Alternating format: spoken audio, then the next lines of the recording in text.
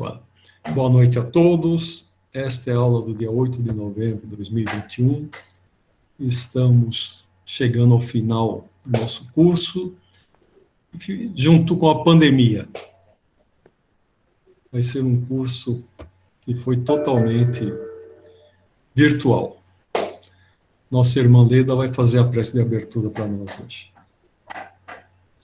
E assim, vamos nos acalmando nosso coração, acalmando nossa mente, e vamos ligando aos nossos anjos de guarda, nossos mentores individuais, pedindo a Ele que tenhamos um bom conhecimento na noite de hoje, que abra nossa mente e o nosso coração.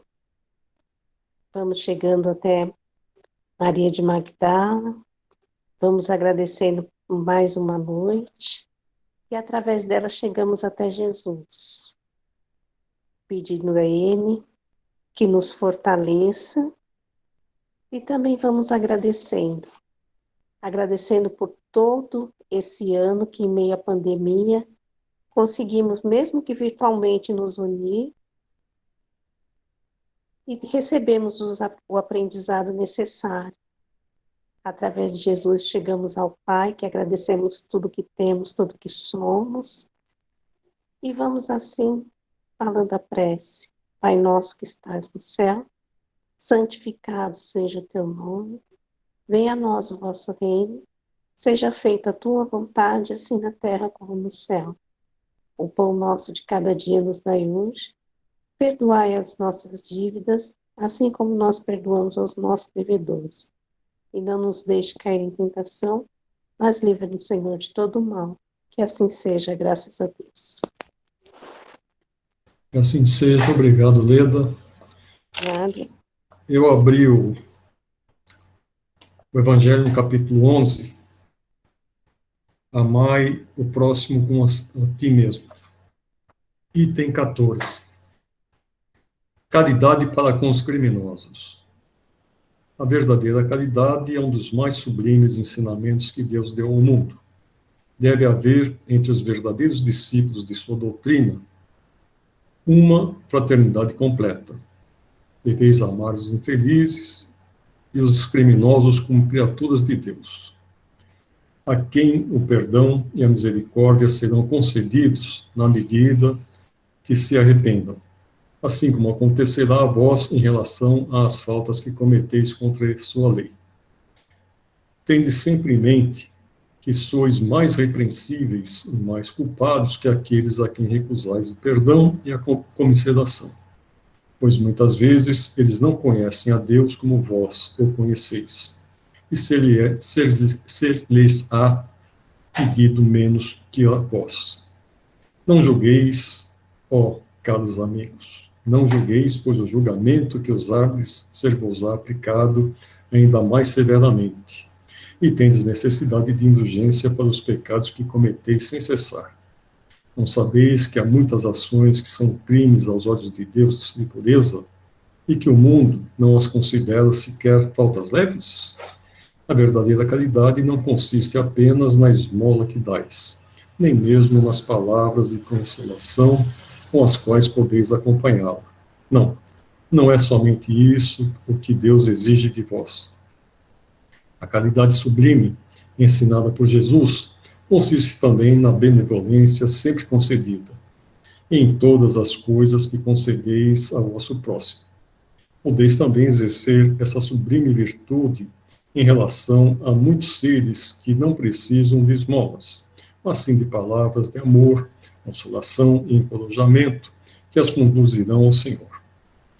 Digo, ainda, que estão próximos os tempos em que a grande fraternidade reinará neste globo. A lei do Cristo é a que irá reger os homens. Só ela será o freio e a esperança, e conduzirá as almas às moradas felizes.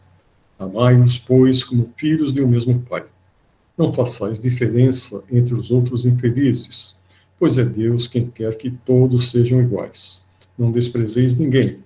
Deus permite que grandes criminosos estejam entre vós, para que vos sirvam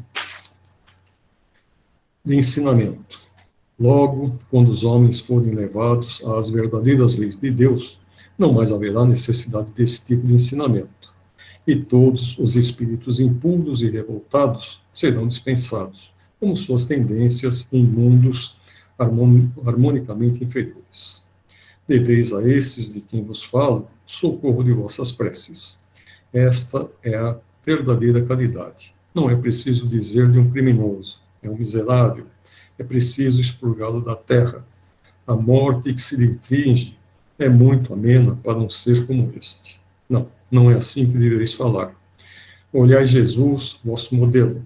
O que diria se visse esse infeliz junto de si? Lamentá-lo-ia, iria considerá-lo um doente e muito miserável, estender-lhe-ia a mão? Vós, na realidade, ainda não podeis fazer isso, mas podeis, ao menos, orar por ele. Assistir seu espírito durante os instantes que ainda deve passar na terra. Se orardes com fé, o arrependimento pode tocar-lhe o coração.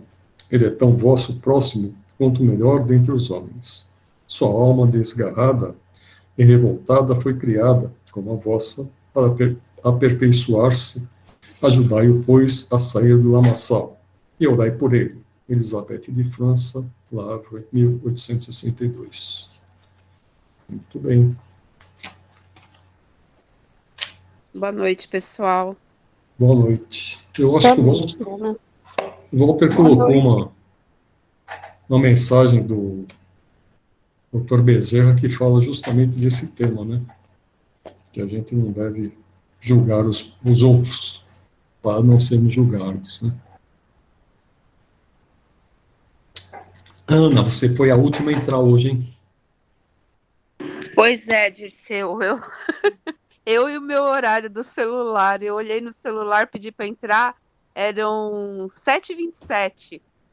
E no fim a Leda já estava fazendo a oração. Ele está atrasado de novo. Se bem que o meu computador hoje ele já seria 20h37 agora. Aqui tá 19h36. Mudou sozinho, né? Por horário de verão? O meu entrou no horário de verão. Pois é. Não sei se tem que desligar o horário automático da rede. Aí você regula manual. Se bem que se fosse aqui no Brasil, o horário de verão seria na próxima semana, né? Aliás, sim. Nem na próxima, seria na outra, porque seria no primeiro domingo da segunda quinzena. Ontem... Mas começava em outubro, não começava, Dirceu? Era em outubro. Já estaríamos em horário de verão. É isso mesmo, tem razão. Tá tudo doido. É que ontem começou o horário de inverno nos Estados Unidos, né? Talvez por isso tenha mudado aqui também. Usaram a mesma lógica lá. Se lá é inverno, aqui é verão. Eu só sei que eu não me ajeito com esse horário no celular. Que operadora é a sua? A minha é Vivo. A minha também é Vivo. Por que o seu tá? Eu não sei. Eu não sei mexer nesse celular. Foi só para mim que falhou o áudio do Dirceu ou para todo mundo? Oi? Eu acho que é teu áudio, Cristina, porque não está falhando, não. O teu falhou agora. Eu não sei. Para mim tá falhando o áudio para mim. Não é. Você está com o fone de ouvido ou não? Hein, Cris? Está usando o fone de ouvido? Agora não está nem escutando. Eu acho que falhou. Eu tô. Está escutando? Vou tirar para ver melhor.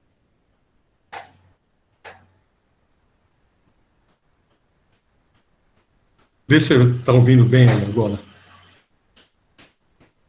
Será que agora vai? Sim ou não? Agora parece que... Agora chegou melhor teu som. Então. Não adianta, gente. Meus fones, não sei. Ó que eu tô com fone sem fio, hein? Acabei de ganhar o bendito. E eu não consigo usar. Pode ser o computador. Pode ser do computador. Não, eu tô no celular. Tá no celular? Pode ser do celular. É, pode ser. Então, vamos lá. Tem um desses fones sem fio aí que eu não tive como usar também, não. Não funciona. O meu não sei, ele tá dando problema quando é em ligações por vídeo, não sei por quê.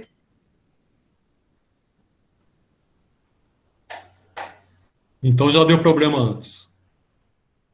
Sim, umas 2 vezes. Mas só em ligações.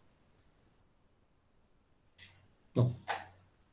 Pode ser o terminal ali. Dá uma girada no terminal no telefone, que às vezes melhora. Mas é sem fio, ô Então, Dirceu. vamos lá. É por Bluetooth. Ah, tá. Não devia estar dando interferência, então. Bom, vamos ver. Cristina, você viu que eu mandei o outro texto para você? Eu O vi último? sim, Dirceu, obrigada, viu? Porque eu queria mandar para o meu Nada. cunhado, que está fazendo uns estudos aí, e eu não consegui, como eu fiz limpeza no celular, eu não conseguia carregar os arquivos pelo grupo. Por isso que eu te pedi.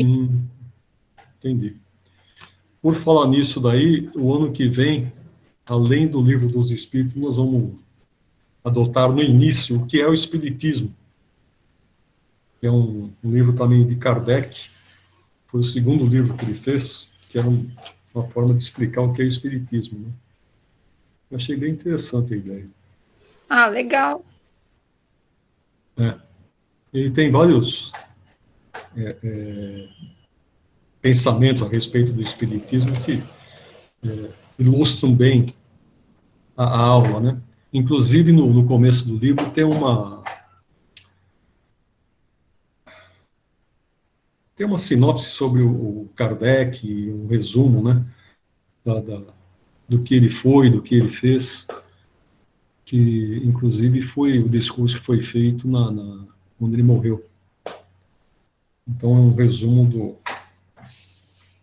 do que ele construiu como professor, como Revival e como Kardec. Meio que uma biografia. É uma biografia bem elaborada, bem extensa. Só que eu achei que fala pouco da mulher, se bem que foi feita para ele no túmulo dele, né?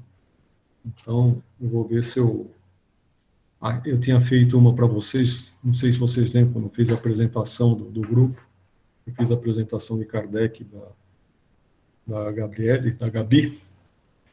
Eu vou ver se dou uma aprimorada, ver se pego mais coisas a respeito dela, para a gente passar para os outros grupos. Então lá, vamos à nossa aula. Nós estamos no item 5 da conclusão. E o Kardec, ele está concluindo o trabalho dele, então ele está refutando algumas coisas, né? E reafirmando outras. Então essa aqui é a quinta ideia que ele proporciona para a gente. Os que dizem que as crenças espíritas ameaçam invadir o mundo proclamam, ipso facto, a força do espiritismo, porque jamais poderia tornar-se universal uma ideia sem fundamento e destituída de lógica. Assim, se o espiritismo se implanta por toda parte, se principalmente nas classes cultas recruta adeptos, como todos facilmente reconhecerão, é que tem um fundo de verdade. Baldados contra essa tendência serão todos os esforços dos seus detratores, e a prova é que o próprio ridículo, de que procuram cobri-lo, longe de lhe amortecer o ímpeto, parece ter lhe dado novo vigor. Resultado que plenamente justifica o que repetidas vezes os espíritos hão dito. Não vos inquieteis com oposição. Tudo o que contra vós fizerem se tornará a vosso favor, e os vossos maiores adversários, sem o quererem, servirão à vossa causa. Contra a vontade de Deus não poderá prevalecer a má vontade dos homens. E o pessoal tem a razão em relação a isso, porque quando sai o livro dos Espíritos, o bispo de Barcelona, quando os livros chegam na Espanha, manda queimar em praça pública, né? E esse ato desse bispo, ao invés de macular o espiritismo, pelo contrário, despertou muita atenção, principalmente naquela região, na Catalunha, em relação ao espiritismo, e foi um sucesso de venda os livros naquela região, graças a esse ato desse bispo. Outra coisa aqui, quando ele fala nas classes cultas, né? O espiritismo ele chega ao Brasil principalmente pelas classes cultas, que eram as pessoas que conseguiam ir para a Europa estudar, tiveram contato com o espiritismo, trouxeram essa nova mensagem aqui para o Brasil, e rapidamente nós tivemos uma expansão do espiritismo no nosso país, muito mais rápido do que na própria França, né? Não sei se também pelos abolição não, na época ainda tinha escravidão. Nessa época ainda tinha escravidão, mas pelo contato que os próprios escravos já tinham com alguns espíritos, os nossos índios também, eles tinham muito contato com espíritos, né? Essa ideia foi prontamente aceita aqui no Brasil e ele rapidamente se expandiu. Então, ele chega ao Brasil por essas classes cultas. Como que é o nome do escritor? Acho que não é Plínio. Plínio é o cantor. Ele fala da Umbanda, não sei se vocês já ouviram, já leram esse livro aí. Qual o nome? A Umbanda. Não. Ele fala sobre a Umbanda, né? Que ela veio através de um padre, um espírito de um padre, né?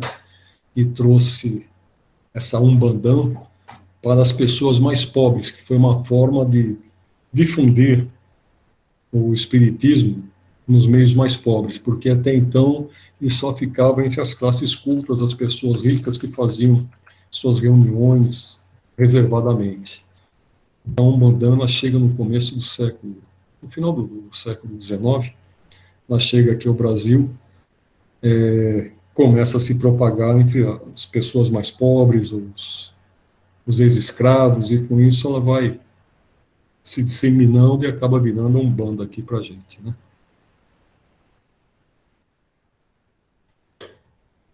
Por meio do espiritismo, a humanidade tem que entrar numa nova fase, a do progresso moral que lhe é consequência inevitável. Não mais, pois, vos espanteis da rapidez com que as ideias espíritas se propagam.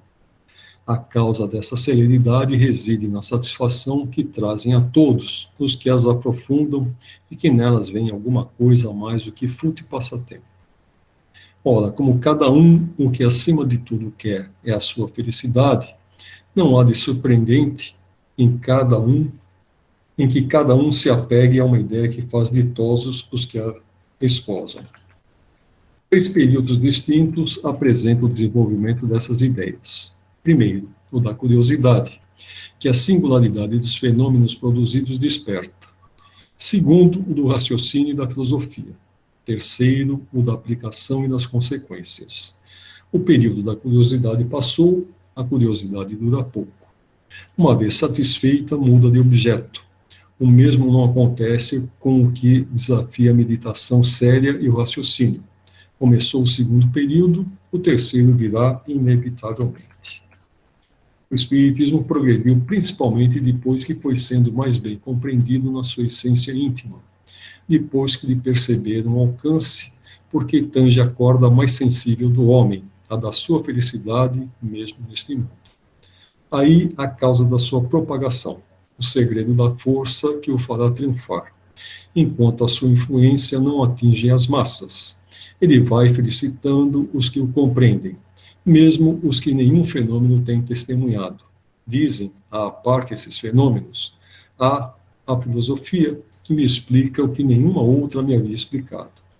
Nela encontro, por meio unicamente do raciocínio, uma solução racional para os problemas que no mais alto grau interessam ao meu futuro. Ela me dá calma, firmeza, confiança.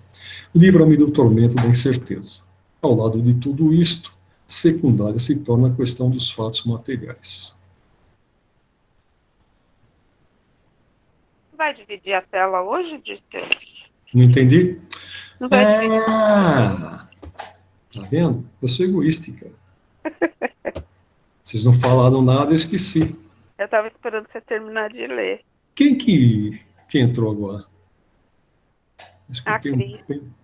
A Cris tinha caído?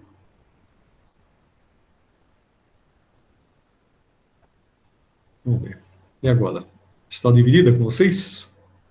Sim. Esse aqui é que eu estava Obrigada. procurando.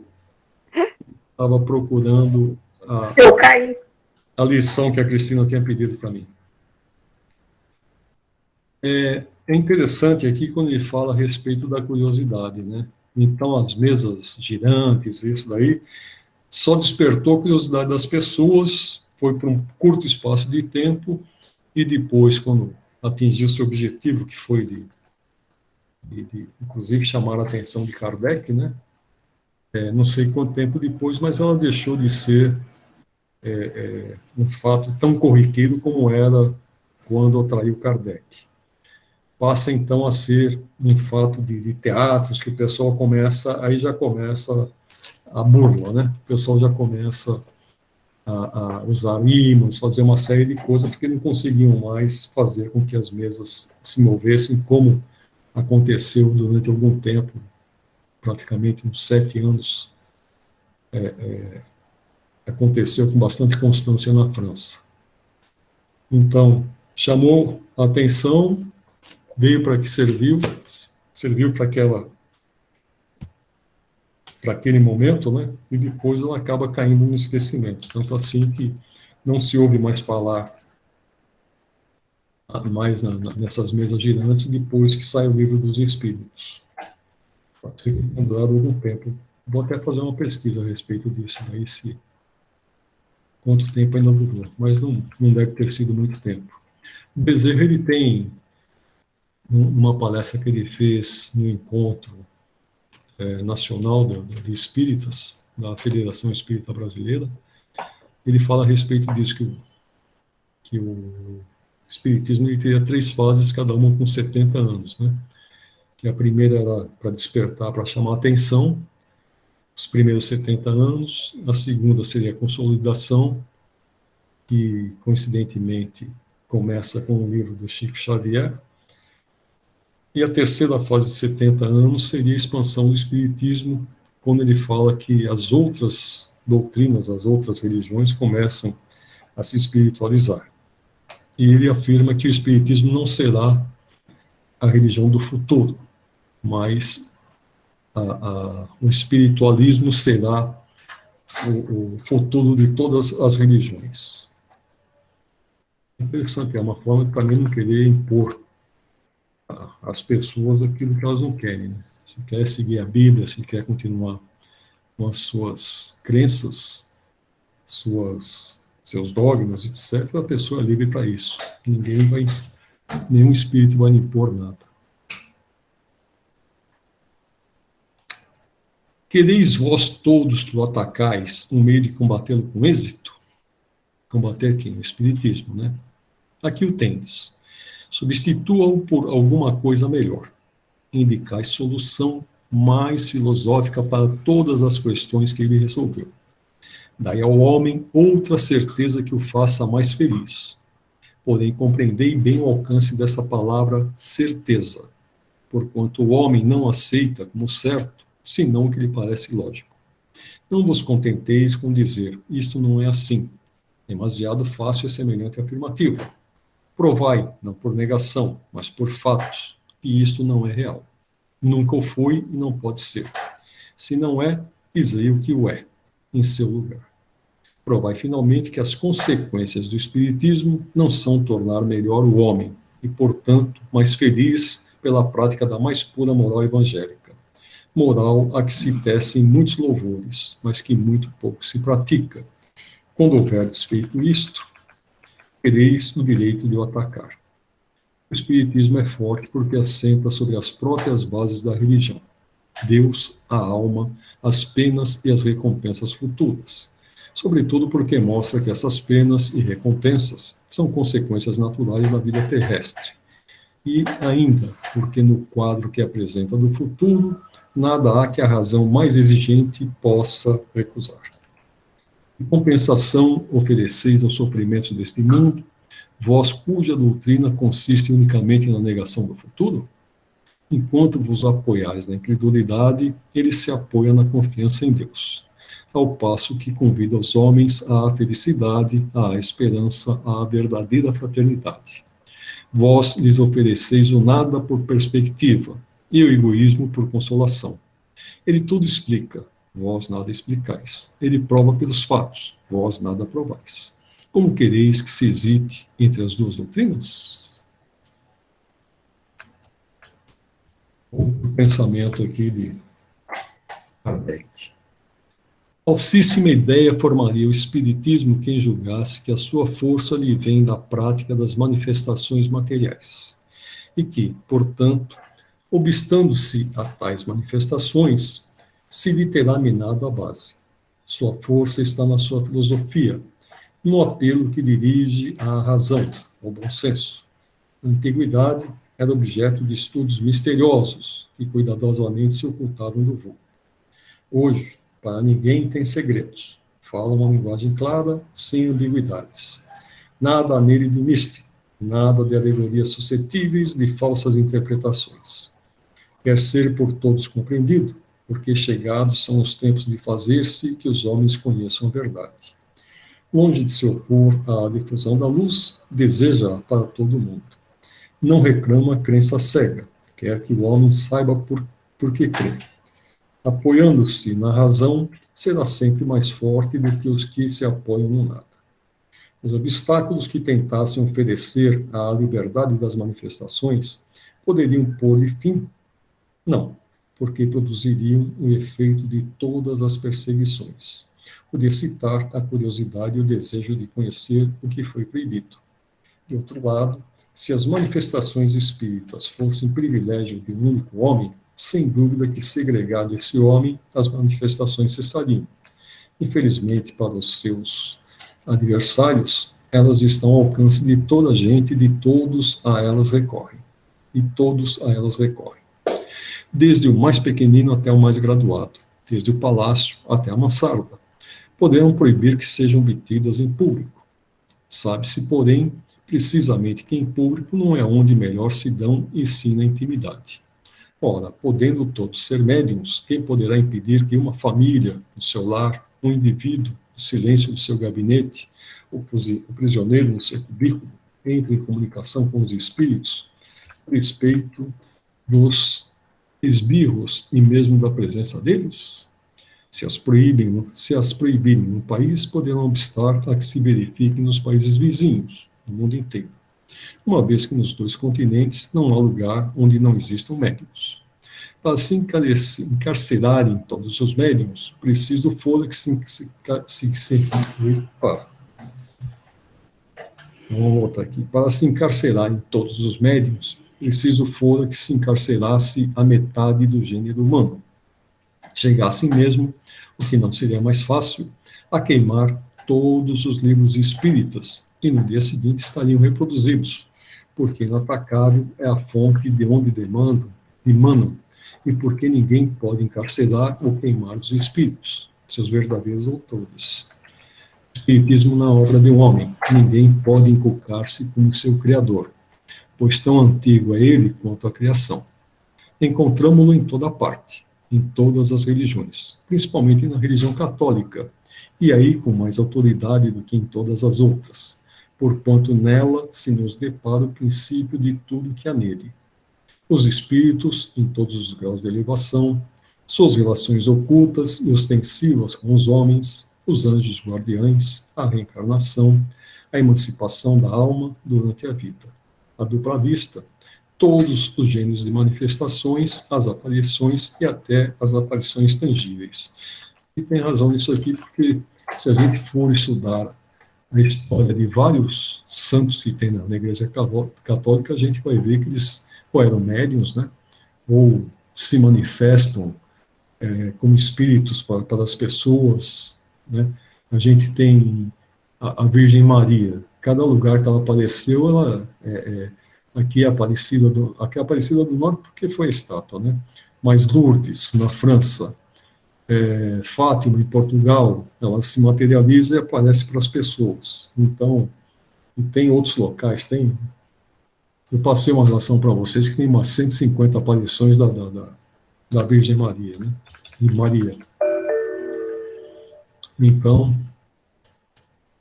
temos muitas aparições dela, que é como ele está falando aqui, né? A pessoa tem a dupla vista, são os anjos guardiões, o anjo da guarda é uma coisa que a Igreja Católica aceita e assim por diante. Quanto aos demônios, esses não são senão os maus espíritos, e, salvo a crença de que aqueles foram destinados a permanecer perpetuamente no mal, ao passo que a senda do progresso se conserva aberta aos segundos. Não há entre uns e outros mais do que simples diferença de nomes. Realmente, a Igreja Católica fala que o diabo, que Lúcifer, Beelzebub, uma série de outros nomes aí que adotam, eles são anjos decaídos, né? Então, o princípio que eles adotam realmente é o mesmo. Seriam anjos que caíram na tentação, assim por diante. O que faz a moderna ciência espírita? Reúne em corpo de doutrina o que estava esparso. Explica com os termos próprios o que só era dito em linguagem alegórica. Poda o que a superstição e a ignorância engendraram, para só deixar o que é real e positivo. Esse é o seu papel. De fundadora não lhe pertence. Mostra o que existe, ordena, porém não cria. Por isso que suas bases são de todos os tempos e de todos os lugares. Quem, pois, ousaria considerar-se bastante forte para abafá-la com sarcasmos, ou, ainda, com perseguições? Se a proscreverem de um lado, renascerá noutras partes, no próprio terreno de onde a tem banido, porque ela está na natureza.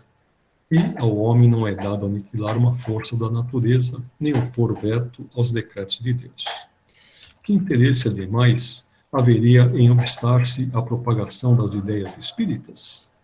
É exato que elas se erguem contra os abusos que nascem do orgulho e do egoísmo. Mas, se é certo que desses abusos só quem aproveite a coletividade humana, eles prejudicam. Desculpe. Se é certo que desses abusos há quem aproveite, a coletividade humana, eles prejudicam. A coletividade, portanto, será favorável a tais ideias, contando-se-lhes por adversários sérios apenas os interessados em manter aqueles abusos. As ideias espíritas, ao contrário, são um penhor de ordem e tranquilidade, porque pela sua influência os homens se tornam melhores uns para com os outros, menos ávidos das coisas materiais e mais resignados aos decretos da providência. Então, no Espiritismo não tem pena eterna, né? A gente sabe que o que se propaga no Espiritismo, que aqui se faz, aqui se paga. Se a gente não conseguir cumprir a trajetória que nós traçamos para nós mesmos, burilamento dos nossos defeitos, que a gente vai ter que voltar, repetir a lição até que a gente consiga superar esses defeitos e voltar em outras vidas para superar outros, né? Então a gente sempre tem um ou mais defeitos que sempre superam os demais. E a gente tem por missão, pelo menos, terminar com esse defeito. Se não conseguirmos, a gente volta até que a gente consiga zerar, superar essa fase, e a gente passa para o seguinte, até que a gente não tenha mais nenhum burilamento a ser feito no nosso comportamento. Mais um pensamento aqui. O Espiritismo se apresenta sob 3 aspectos diferentes: o das manifestações, o dos princípios e da filosofia que delas decorrem e o da aplicação desses princípios. Daí 3 classes, ou antes 3 graus de adeptos. Primeiro, os que creem nas manifestações e se limitam a comprová-las. Para esses, o Espiritismo é uma ciência experimental. 2, os que lhe percebem as consequências morais. 3, os que praticam ou se esforçam por praticar essa moral. Qualquer que seja o ponto de vista, científico ou moral, sob que considerem esses estranhos fenômenos. Todos compreendem constituir em eles uma ordem inteiramente nova de ideias, que surge e da qual não pode deixar de resultar uma profunda modificação do estado da humanidade, e compreendem igualmente que essa modificação não pode deixar de operar-se no sentido do bem. Quanto aos adversários, também podemos classificá-los em 3 categorias. 1. A dos que negam sistematicamente tudo que é novo, onde eles não venham, e que falam sem conhecimento de causa. A esta classe pertencem todos os que não admitem senão o que possa ter o testemunho dos sentidos. Nada viram, nada querem ver e ainda menos aprofundar. Ficariam mesmo aborrecidos se vissem as coisas muito claramente, porque forçoso lhes seria convir em que não tem razão. Para eles, o Espiritismo é uma quimera, uma loucura, uma utopia. Não existe. Está dito tudo. São os incrédulos, de caso pensado. Ao lado desses podem colocar-se os que não se dignam de dar aos fatos a mínima atenção, sequer por desencargo de consciência, a fim de poderem dizer: quis ver e nada vi. Não compreendem que seja preciso mais de meia hora para alguém se inteirar de uma ciência. Eu comentei com vocês que ano que vem nós vamos usar o que é o Espiritismo, né? É interessante que ele começa o livro justamente com essas pessoas. Aparece um que é incrédulo, aparece outro que são justamente esses detratores aqui da doutrina. Então, tem um que aparece na reunião, ele quer que o Kardec permita que ele participe da reunião, porque ele quer que ele seja convencido por Kardec de que o Espiritismo realmente é uma ciência, que o Espiritismo, que são os Espíritos que comunicam, assim por diante. E o Kardec corta o sujeito de tudo quanto é jeito e fala: se você vem aqui para que eu te prove alguma coisa, então você não precisa vir, eu não vou te provar nada. Você que tem que ir buscar os seus meios de compreender. Então tem todo esse diálogo, começa com esse diálogo com essa pessoa. Depois tem os outros, são 5 ou 6 depoimentos logo no início, assim, cada um com um pensamento fixo, né? É justamente o que ele coloca aqui na conclusão do livro dele. Então, o segundo, são os adversários. A dos que, sabendo muito bem o que pensar da realidade dos fatos, os combatem, todavia, por motivos de interesse pessoal.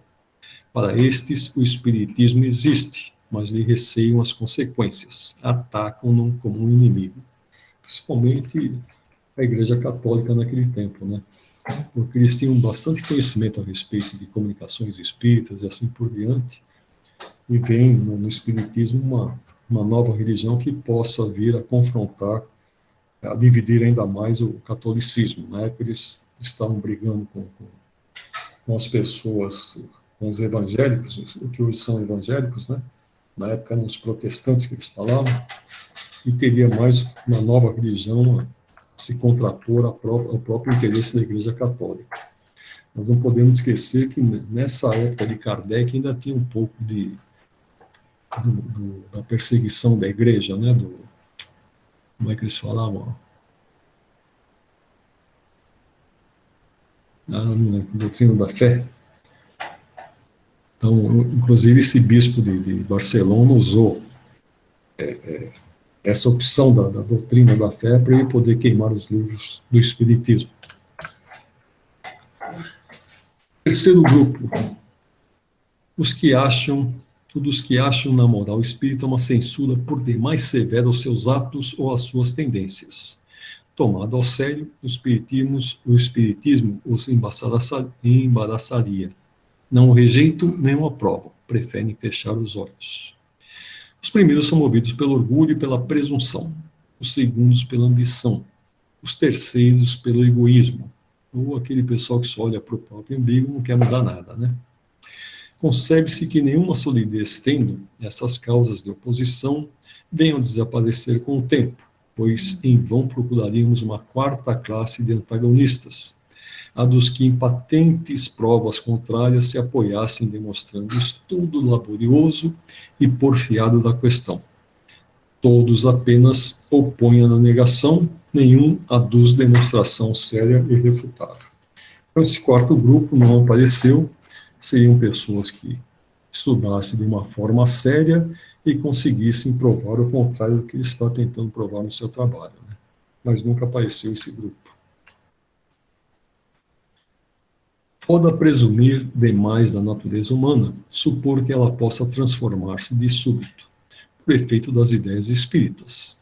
A ação que estas exercem não é certamente idêntica, nem do mesmo grau, em todos os que as professam, mas o resultado dessa ação, qualquer que seja, ainda que extremamente fraco, representa sempre uma melhora. Será, quando menos, o de dar a prova da existência de um mundo extracorpóreo, o que implica a negação das doutrinas materialistas. Isto deriva da só observação dos fatos. Porém, para os que compreendem o espiritismo filosófico, e nele vem a outra coisa, que não somente fenômenos mais ou menos curiosos, diversos são os seus efeitos. O primeiro e mais geral consiste em desenvolver o sentimento religioso até naquele que, sem ser materialista, olha com absoluta indiferença para as questões espirituais. Daí lhe advém o desprezo pela morte. Não dizemos o desejo de morrer, longe disso, porquanto o espírita defenderá sua vida como outro qualquer, como qualquer outro. Mas uma indiferença que o leva a aceitar, sem queixa nem pesar, uma morte inevitável, como coisa mais de alegrar do que de temer, pela certeza que tem do estado que se lhe segue. Segundo efeito, quase tão geral quanto o primeiro, é a resignação nas vicissitudes da vida. O Espiritismo dá a ver as coisas de tão alto que, perdendo a vida terrena 3/4 partes da sua importância, o homem não se aflige tanto com as tribulações que a acompanham. Daí, mais coragem nas aflições, mais moderação nos desejos. Daí também o banimento da ideia de abreviar os dias da existência. Por isso que a ciência espírita ensina que, pelo suicídio, sempre se perde o que seria ganhar, o que se queria ganhar. A certeza de um futuro, que temos a faculdade de tornar feliz, a possibilidade de estabelecermos relações com os entes que nos são caros, oferecem ao espírito a suprema consolação. O horizonte se lhe dilata ao infinito, graças ao espetáculo, a que assiste incessantemente da vida de além-túmulo, cujas misteriosas profundezas lhe é facultado de sondar. O terceiro efeito é o de estimular no homem a indulgência para com os defeitos alheios. Todavia, como dizer, o princípio egoísta e tudo o que dele decorre são o que há de mais tenaz no homem, e por conseguinte, de mais difícil de desarraigar. Toda a gente faz voluntariamente sacrifícios, contanto que nada custem e de nada privem. Para a maioria dos homens, o dinheiro tem ainda irresistível atrativo, e bem poucos compreendem a palavra supérflua, quando de suas pessoas se trata. Por isso mesmo, a abnegação da personalidade constitui sinal de grandíssimo progresso. Bom, então aqui a gente tem a respeito do que o Espiritismo nos ensina, né? Talvez a gente não pratique todos esses pensamentos, mas a gente já está dando os primeiros passos, né? Pelo menos compreendemos o que precisamos fazer. Oitavo. Perguntam algumas pessoas: ensinam os espíritos qualquer moral nova? Qualquer coisa superior ao que disse o Cristo? Se a moral deles não é senão a do Evangelho, de que serve o Espiritismo? Esse raciocínio se assemelha notavelmente ao do califa Omar, com relação à biblioteca de Alexandria. Se ela não contém, dizia ele, mais do que o que está no Alcorão, é inútil. Logo deve ser queimada. Se contém coisa diversa, é nociva. Logo também deve ser queimada. Então vamos queimar a biblioteca de Alexandria, né? Foi o que ele fez. Bom, O Espiritismo não traz moral diferente da de Jesus. Perguntamos, então, por nossa vez, antes que viesse o Cristo, não tinham os homens a lei dada por Deus a Moisés? A doutrina do Cristo não se acha contida no Decálogo? Dir-se-á por isso que a moral de Jesus era inútil? Perguntaremos ainda, aos que negam utilidade à moral espírita, por que tão pouco praticada é a do Cristo? E por que, exatamente, os que com justiça lhe proclamam a sublimidade são os primeiros a violar-lhe o preceito capital, o da caridade universal? Os Espíritos vêm não só confirmá-la, mas também mostrar-nos a sua utilidade prática. Torna inteligíveis e patentes verdades que haviam sido ensinadas sob a forma alegórica. E, justamente com a moral, trazem-nos a definição dos mais abstratos problemas da psicologia. Jesus veio mostrar aos homens o caminho do verdadeiro bem. Porque, tendo-o enviado para fazer lembrar da sua lei que estava esquecida, não havia Deus de enviar hoje os Espíritos, a fim de a lembrarem novamente aos homens, e com a maior precisão, quando eles a ouvidam, para tudo sacrificar ao orgulho e à cobiça? Quem ousaria pôr limites ao poder de Deus e traçar-lhes normas? Quem nos diz que, como afirmam os Espíritos, não estão chegados os tempos preditos, e que não chegamos em que verdades mal compreendidas ou falsamente interpretadas devam ser ostensivamente revelados ao gênero humano, para lhe apressar o adiantamento? Não haverá alguma coisa de providencial nessas manifestações que se produzem simultaneamente em todos os pontos do globo? Não é um único homem, um profeta, quem vos vem advertir. A luz surge por toda parte. É todo um mundo novo que se desdobra às nossas vistas.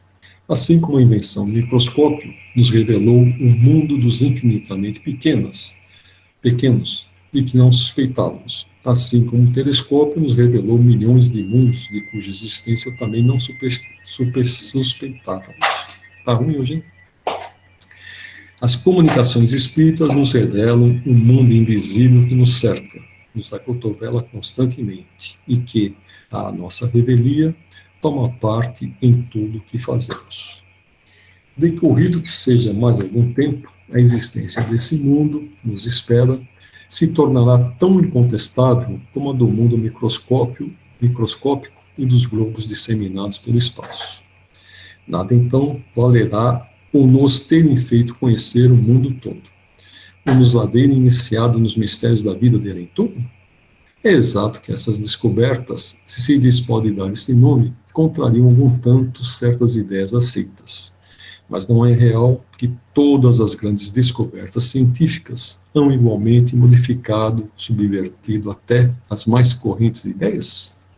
E o nosso amor próprio não teve que se curvar diante da evidência? O mesmo acontecerá com relação ao Espiritismo, que em breve gozará do direito de cidade entre os conhecimentos humanos. Comunicações com os seres de além-túmulo deram em resultado fazer-nos compreender a vida futura, fazer-nos vê-la, iniciar-nos no conhecimento das penas e gozos que nos estão reservados, de acordo com os nossos méritos e, desse modo, encaminhar para o espiritismo, para o espiritualismo, os que no homem somente viam a matéria, a máquina organizada. Razão, portanto, devemos para dizer que o espiritismo, com os fatos, matou o materialismo. Fosse este único resultado por ele produzido, e já muita gratidão lhe deveria à ordem social. Ele, porém, faz mais. Mostra os inevitáveis efeitos do mal e, consequentemente, a necessidade do bem. Muito maior do que se pensa é e cresce todos os dias o número daqueles em que ele está melhorado os sentimentos. Neutralizados as más tendências e desviado do mal. É que para esses o futuro deixou de ser coisa imprecisa, simples esperança, por se haver tornado uma verdade que se compreende e explica, quando se veem e ouvem os que partiram lamentar-se ou felicitar-se pelo que fizeram na terra. Quem disso é testemunha, entra a refletir e sente a necessidade de a si mesmo se conhecer, julgar e emendar. Então, esse pensamento dele é sobre as benesses que traz o Espiritismo para todos nós, né?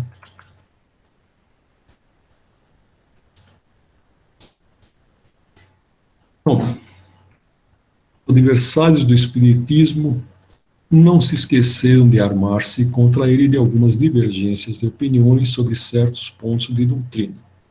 Não é de admirar que, no início de uma ciência, quando ainda são incompletas as observações e cada um a considera do seu ponto de vista, apareçam sistemas contraditórios. Mas 3/4 desses sistemas já caíram diante de um estudo mais aprofundado. A começar pelo que atribuía todas as comunicações ao espírito do mal, como se a Deus for impossível enviar bons espíritos aos homens. Doutrina absurda, porque os fatos a desmentem. Ímpia, porque importam na negação do poder e da bondade do Criador. Isso aqui é interessante, né? Que a Igreja Católica ainda tem essa visão.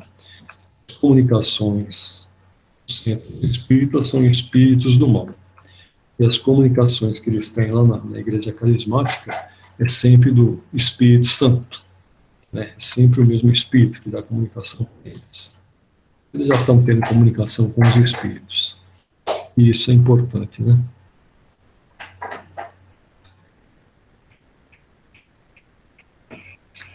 Os Espíritos sempre disseram que nós não inquietássemos com essas divergências e que a unidade se estabeleceria. Ora, a unidade já se fez quanto à maioria dos pontos e as divergências tendem cada vez mais a desaparecer. Tendo-se lhes perguntado, enquanto se não faz a unidade, sobre que pode o homem parcial e desinteressado basear-se para formar juízo? Eles responderam, nuvem alguma obscurece a luz verdadeiramente pura. O diamante sem jaça é o que tem mais valor. Julgai, pois, dos espíritos pela pureza de seus ensinos. Não ouvideis que, entre eles, há os que ainda se não despojaram das ideias que levaram da vida terrena. Sabei distingui-los pela linguagem de que usam. E julgai-os pelo conjunto do que vos dizem. Vede se há encadeamento lógico nas suas ideias, se nestas nada revela ignorância, orgulho ou malevolência. Em suma, suas palavras trazem todas o cunho de sabedoria que a verdadeira superioridade manifesta. Se o vosso mundo fosse inacessível ao erro, seria perfeito. E longe disso se acha ele. Ainda estáis aprendendo a distinguir do erro a verdade. Faltam-vos as lições da experiência para exercitar o vosso juízo e fazer-vos avançar. A unidade se produzirá do lado em que o bem jamais esteve, e mistura com o mal. Esse lado é que os homens se coligarão pela força mesma das coisas, porquanto reconhecerão que aí é que está a verdade. Aliás, importam algumas dissidências, mas de forma que de fundo. Notai que os princípios fundamentais são os mesmos por toda parte, e vos hão de unir num pensamento comum, o amor de Deus e a prática do bem. Quaisquer que se suponham ser o modo de progressão ou as condições normais da existência futura, o objetivo final é um só, fazer o bem. Ora, não há duas maneiras de fazê-lo. Se é certo que entre os adeptos do Espiritismo se contam os que divergem de opinião sobre alguns pontos da teoria, menos certo não é que todos estejam de acordo quanto aos pontos fundamentais. Há, portanto, unidade. Excluídos apenas os que, em número muito reduzido, ainda não admitem a intervenção dos espíritos nas manifestações, os que as atribuem a causas puramente físicas, o que é contrário a este axioma. Todo efeito inteligente há de ter uma causa inteligente, ou ainda a um reflexo do nosso próprio pensamento, o que os fatos desmentem. Os outros pontos são secundários e em nada comprometem as bases fundamentais. Pode, pois, haver escolas que procurem esclarecer-se acerca das partes ainda controvertidas da ciência. Não deve haver seitas rivais umas das outras. O antagonismo só poderia existir entre os que querem o bem e os que quisessem ou praticassem o mal. Ora, não é espírita sincero e compenetrado das grandes máximas morais ensinadas pelos espíritos, que possa querer o mal, nem desejar mal ao seu próximo, sem distinção de opiniões. Se errônea for alguma destas, cedo ou tarde a luz para ele brilhará, se a buscar de boa fé e sem prevenções. Enquanto isso não se dá, um laço comum existe que as deve unir a todos num só pensamento, uma só meta para todas. Pouco, por conseguinte, importa qual seja o caminho, uma vez que conduza a essa meta. Nenhuma deve impor-se por meio do constrangimento material ou moral, e em caminho falso estaria unicamente aquela que lançasse anátema sobre outra, porque então procederia evidentemente sob a influência de maus espíritos. O argumento supremo deve ser a razão e a moderação garantirá melhor a vitória da verdade do que as diatribes envenenadas pela inveja e pelo ciúme. Os bons espíritos só pregam a união e o amor ao próximo, e nunca um pensamento malévolo ou contrário à caridade pode provir de fonte pura. Ouçamos sobre este assunto e, para terminar, os conselhos do Espírito Santo Agostinho. Por bem largo tempo, os homens se têm estraçalhado e anatematizado mutuamente em nome de um Deus de paz e misericórdia, ofendendo com semelhante sacrilégio. O Espiritismo é o laço que um dia os unirá, porque lhes mostrará onde está a verdade, onde o erro. Durante muito tempo, porém, ainda haverá escribas e fariseus que o negarão como negaram Cristo. Quereis saber sobre a influência de que espíritos estão as diversas seitas que entre si fizeram partilha do mundo? Julgai-o pelas suas obras e pelos seus princípios.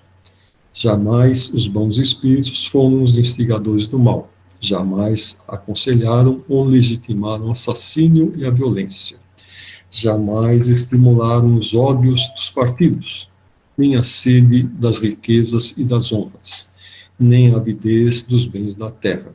Os que são bons, humanitários e benevolentes para com todos, esses os seus prediletos e prediletos de Jesus, porque seguem a estrada que este lhes indicou para chegarem até ele.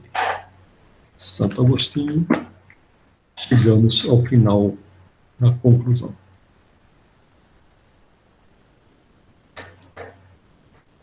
Acabou? Acabou. Infelizmente, né? Ai, que triste. Essa parte aqui ainda acabou acontecendo até bem pouco tempo, né? A gente tinha ali na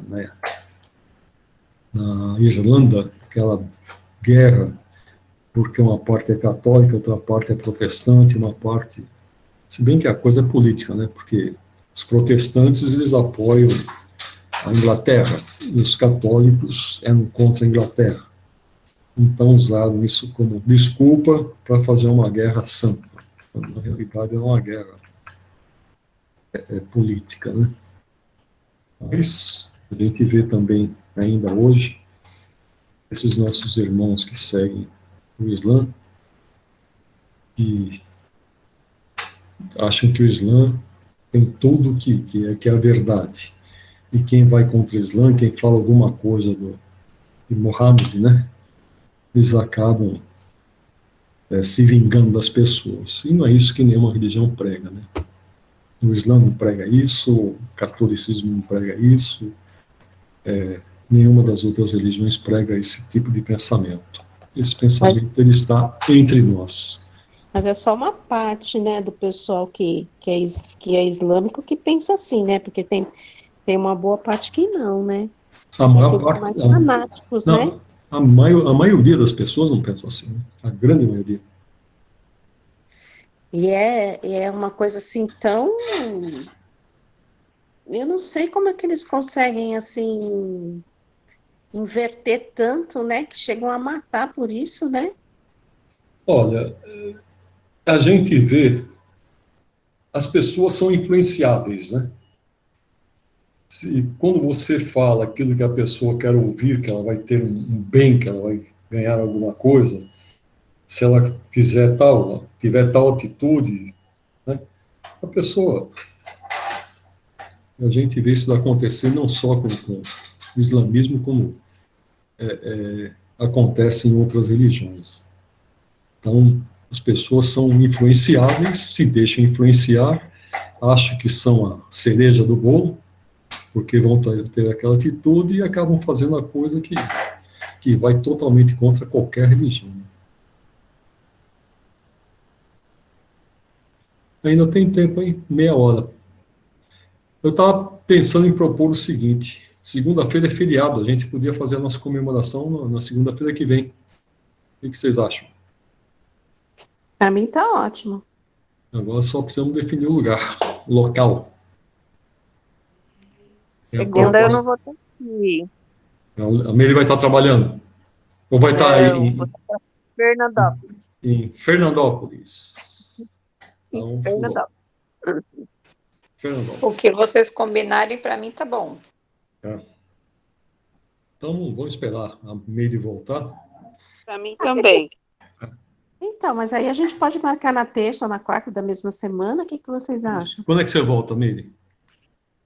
Eu não sei ainda não, mas não sei se eu volto logo na terça, vou voltar, ficar mais uns dias, porque eu vou pegar férias também. Se volta ano que vem? Hein? Ou você volta esse ano? Se você volta ano que vem? Não, eu volto mesmo, eu volto com a semana mesmo, só não sei o dia certinho ainda não. Então a gente marca na outra, né? Que aí ela já tá, né? Na outra você já tá, Meire? Que na outra não é feriado, aí na segunda-feira a maioria é fechado. Mas a gente pode ir na terça ou na quarta, né? Mas a gente pode marcar uma sexta-feira. Uma sexta? Vocês já arrumaram algum lugar? Fazer um happy hour numa sexta. Pode ser. Pode. Então vamos marcar esse dia 13, né? Não, essa sexta é 12. Vamos marcar dia 19 ou dia 26? Podia marcar no dia 26, sei lá. 26? Pode ser. Só não pode ser na outra, que na outra eu que vou viajar. No dia 3 eu que vou viajar. Na sexta da mesma semana, aí na sexta eu já voltei. No dia 26, pode ser 19 ou 26, vocês escolhem. Que dia que a coisa vai viajar? 26? Então, eu vou viajar só dia 3. No dia 3. Então, vamos ver a Kátia depois, aí a gente já junta o grupo inteiro. A gente escolher algum lugar? Deixa o quê? A gente podia deixar marcado e avisar no grupo para ela, né? Sim. O lugar, para mim, tanto faz. A gente podia ir lá no 0 Grau, alguém conhece? Conheço, onde era o Marrocos, né? É aquele na esquina ali do Marrocos? Isso. Pode ser. Onde é? Aqui em São Vicente ou Santos? É São Vicente. São Vicente. Onde era o Marrocos ali? Embaixo do Marrocos. Na Avenida da Praia. É na praia com a Praça de 32. Em frente àquele monumento da Praça 32. Ali quando vai para o centro. Na João Ramalho, quando a gente entra para ir para o centro da praia. É ali naquele bar da praia. E tem um bolinho de bacalhau gostoso lá, hein? Tem um chopp de cerveja lá com uma delícia. Não, chopp de vinho. De vinho? Uma delícia. Chopp de vinho eu gostei. É bom, viu, Lucimeire? Eu gosto de ir lá por causa disso. É um dos poucos lugares que tem. A Cristina não fala, ela só bebe. O preço é bom? Não é muito caro, não? Não é não. Tem pratos grandes lá de petisco que, nossa, serve 4, 5 pessoas de boa. Tá. Olha, por falar nisso daí, a semana passada eu comprei meia porção lá no Itabaiana, acho que nós comemos uma semana inteira aqui, pelo amor de Deus, aquilo não é comida para pião. Aquilo é comida para pião. É bem grande, eu não conheço lá. É um exagero a comida de lá, né? Vem muito. Vem muita comida. Também acho. Nós demos para os porteiros, para a menina da limpeza, para não sei o quê. E ainda, E acho ainda que ainda, sobrou, né? não comemos semana inteira, mas acho que ainda tem aqui para comer. É muita coisa. E lá, quando meus filhos vêm aqui, eu preciso levar lá. Aí eu peço meia porção, porque dá para a família inteira. E tem dois que comem que. Eu preciso ir lá, Mas não Terra conheço Nova. esse lugar. A primeira vez que eu fui lá em Santos, Itabaiana 3, não sei se você conhece. Eu não Eu conheço fui, nenhum deles. eu fui no teatro, e na saída do teatro começou a garoar. Aí eu falei, vamos jantar, né? A gente não tinha, vamos jantar aqui. Nossa, mas veio muita comida, pelo amor de Deus. Se bem que a gente já tá na idade de comer pouco, né? Opa, mais à vontade, né? É, Ah, então, uma notícia legal disso. Deixa eu falar. Sabe a minha colega que nas aulas passadas eu pedi por ela, nossa professora lá de Fernandópolis? tá Ela bem? reagiu, graças a Deus. Faz uma semana que ela tá mesmo, já saiu Que bom. dos aparelhos. Ai, Você que Só sabe, tá com uma bom, ferida, né? Uma Cimeire. escara grande, que hoje ela ia fazer uma cirurgia na escara, mas ela tá bem, graças a Deus. Que bom. Tá reagindo. vocês viram que hoje não morreu ninguém aqui no estado de São Paulo? De Olha, Covid. De Morrer, Covid, né? morreu. Isso que eu ia falar. Ontem morreu uma só, né? Ontem, eu acho. Na sexta-feira. Eu não tenho acompanhado. Mas é interessante que na Globo está aparecendo que aqui no estado de São Paulo está subindo. Os casos estão subindo, subiu um pouco, mas não, pelo que eu vi, não tá tendo internações em UTI, né? E nem mortes, né? Nem mortes, né? É porque a você já gente tomou a atingiu. terceira dose? Seu, Eu já tomei tomou a a terceira? terceira dose, quase que perdi o braço nessa Eu já, terceira dose. eu já tomei. Qual que você tomou? Você tomou a mesma ou não? Eu tomei a. Não, eu tomei a Pfizer. Para mim, Porque eu dei. me deram Eu, a vacina outra vez. eu dei a. Eu podia escolher, Dirceu. Ah, é? A moça falou que eu podia tomar a AstraZeneca, a Pfizer, a Coronavac. Aí, como eu levei a minha filha, ela tomou a Pfizer, ela só podia tomar essa, né? Aí eu peguei e falei, quer saber? Eu vou tomar a Pfizer também, a reação que ela tiver, eu vou ter também. Jesus, quase perdi meu braço. Eu A minha, tive reação no braço, ela não teve nada, graças a Deus. Eu também a não minha senti neta, nada com a Pfizer. Mas eu tive reação no braço, eu tive que passar uma pomada anti-inflamatória, que o médico que trabalha comigo, ele deu, que ficou um caroço duro no braço. a minha neta tomou essa semana que passou também e também teve reação. A Coronavac eu não senti nada. A minha filha tomou a Pfizer também, não teve reação, não, só doeu um pouquinho o braço. Ela tomou as 2 doses, graças a Deus, só ficou um Eu, pouco dolorido. eu fiquei mais de uma semana com o braço dolorido. Mas aí também já tem mais nada. Falando nisso, eu tenho um amigo, acho que até comentei com vocês. Ele e a esposa são médicos. Os dois pegaram Covid. Olha, ele está já, eu acho que mais de 90 dias que ele está, agora que ele está reagindo, que conseguiram tirar a intubação, mas ainda ele está mal e mal mexendo a cabeça, está muito restrito. Meu compadre, que ficou também 40 e poucos dias entubado, isso em março foi que ele saiu. Até hoje ele está andando de andador, ele anda 50 passos, está cansado. Ó, Nossa, Dirceu, eu não fui entubada, eu fiquei uma semana na UTI.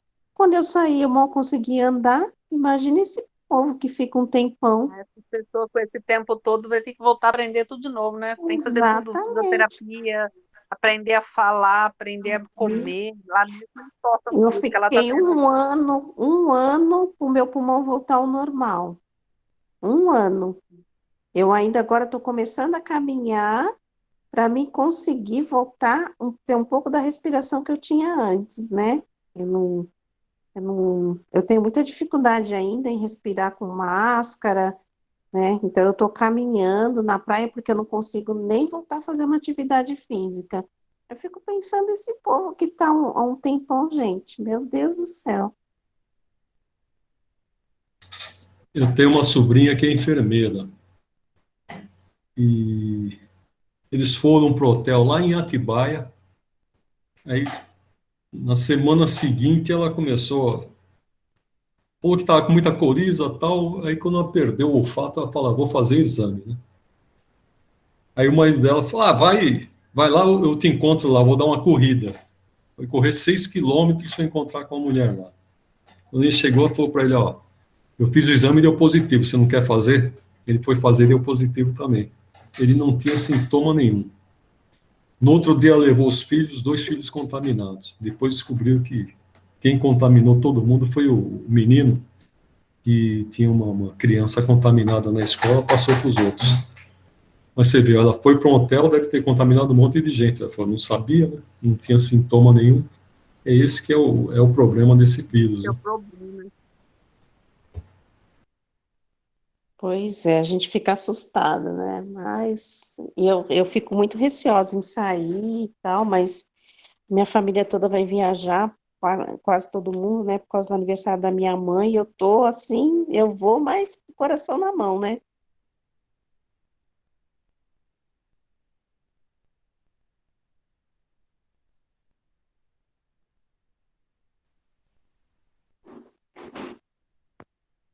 Não tô escutando, Dirceu.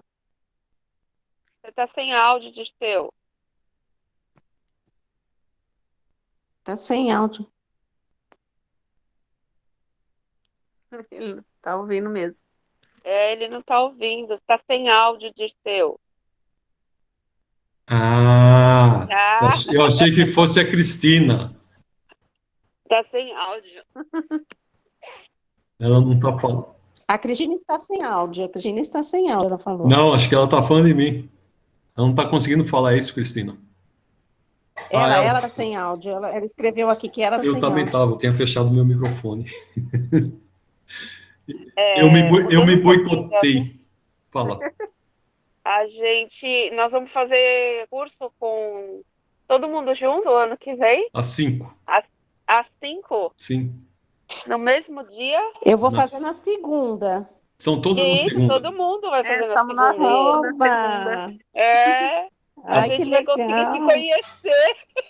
Ô, Ana, eu já te conheço, né? Não sei se Não, você eu tô falando lembra. assim, quase foram o quê? Quase 2 anos de É. online. A gente vai poder se encontrar de novo, tudo no mesmo dia. Ô, Ana, tu Oi. lembra quando você chegou, que você foi no aniversário de uma menininha lá da escola? Lembro, Foi da da minha filha. Letícia. Não, foi da Isabelle, foi A da minha Isabelle, filha. é verdade. Que aí você foi Lembro conversar sim. comigo e no final você falou, minha filha não é da classe da tua filha, tal. Eu falei, não, mas não tem problema. Olha quanto tempo faz, né? Faz tempo, muito tempo, Ieda. A minha filha está com 16 anos, naquela época, ela fez o quê? 4, 5 anos? 4 anos. A minha tá com 14 para 15. É isso mesmo. É. Há quanto tempo? Verdade. Ó, o Dirceu sem áudio de novo, Dirceu. Não, eu desliguei, eu estou ouvindo vocês. Tá. E aí, quem vai fazer a fechadura? A Cristina não pode. Ela só está lá falando. Eu fiz a abertura. Gente, antes de a gente fazer, como é que vai ser? Nós vamos fazer no dia 26 ou no dia 19? Eu entendi dia 26. Dia 26? Aí Eu depois falei dia 26, achei um dia legal. deixa no grupo de seu para Kátia ver, que aí Uhum. ela Eu vou escrever já. marca. A gente 26 só é sexta precisa ver também? Oi? 26 o é horário. sexta também? É sexta, né? É sexta, Ana? Eu não sei. O Dirceu que tava vendo isso. É sexta, gente. Dia 26 é? Então, aí a gente vai lá no 0 grau, dia 26, que horas? É só falar, estou colocando aqui. Eu só posso depois às 19, que eu tenho que pegar minha filha no inglês. Uhum. Ah, a gente vai umas 8, 8h30. Eu ia falar umas Ah, 8 horas, é legal. Tá É, bom, 8 Dá pra horas tá chegar em bom. casa, ser arrumado direitinho e Tá ótimo. deixa eu Já 8 horas do deixa eu dia. perguntar uma coisa. Precisa ir lá, eu acho melhor ir lá e reservar. Vocês querem que eu vá? Pode ser, Quantas pessoas? eu Olha, não sei. Pode falar. quem vai levar a companhia? Eu não vou, eu vou sozinha. Ai, eu não tô podendo sentar. A Cris também. A Cris vai 2 pessoas, Cris? Não, vai sozinha? Aí eu ia levar minha sozinha, filha gente. sozinha, então. Não, pode ir, Eda. Se quiser levar alguém, fica à vontade. Pega uns 10 lugares. Tá Eu bom. vai ser só eu. Aí, se alguém quiser levar mais alguém, Leva a tua esposa de seu. eu vou levar. Eu vou levar minha esposa. A gente de vez só. em quando escutava a voz dela, vamos conhecer, né? Eu conheci ela. É muito simpática. No hospital, não é um lugar, né, Meu bem Deus. agradável, mas conheci. Eu passei para o dia 26 por causa disso daí, que ela vai, na semana que vem, ela vai para Birigui. Ela vai fazer metade do caminho da Lucineire. Ah, tá. Tá. Vão estar as Então, duas lá, eu vou passar. 600 quilômetros daqui. Vou passar lá e vou pedir para eles reservarem 10 lugares. Legal. 8 horas na sexta-feira, né? Isso aí, dia 26. Tá ok, eu já passei no grupo ali. Tá bom. Tá Então bom. E agora? Ana ou Meire? Quem faz a despedida? Eu posso fazer. Ana. Então tá. Olha quanta honra, hein, Ana? Despedida, hein? Despedida, é verdade, o último, né, Ieda? Então vamos lá. Vamos agradecer toda a espiritualidade. A nossa última aula, depois de 2 anos. Agradecer ao Dirceu, que teve tanta paciência com a gente. Que a gente continue sempre juntas, nos cursos, no Semente. Agradecer a nossa aula de hoje, mais conhecimento, aos nossos mentores que ficaram do nosso lado. E vamos encerrar com a oração que Jesus nos ensinou. Pai nosso que estais no céu, santificado seja o vosso nome. Venha a nós o vosso reino.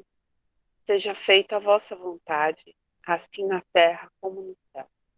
O pão nosso de cada dia nos dai hoje. Perdoai as nossas ofensas, assim como nós perdoamos a quem nos tem ofendido. E não vos deixeis cair em tentação, mas livrai-nos de todo o mal. Que assim seja. Graças a Deus. Então, obrigado, meninas. Obrigada. Obrigado pela oportunidade de Nós ministrar que esse curso para vocês. Eu ainda vou ver se eu consigo fazer de novo, tá? Vou ver. Tá tudo bem. Apareço na quiser. quinta-feira lá de surpresa. O meu vai ser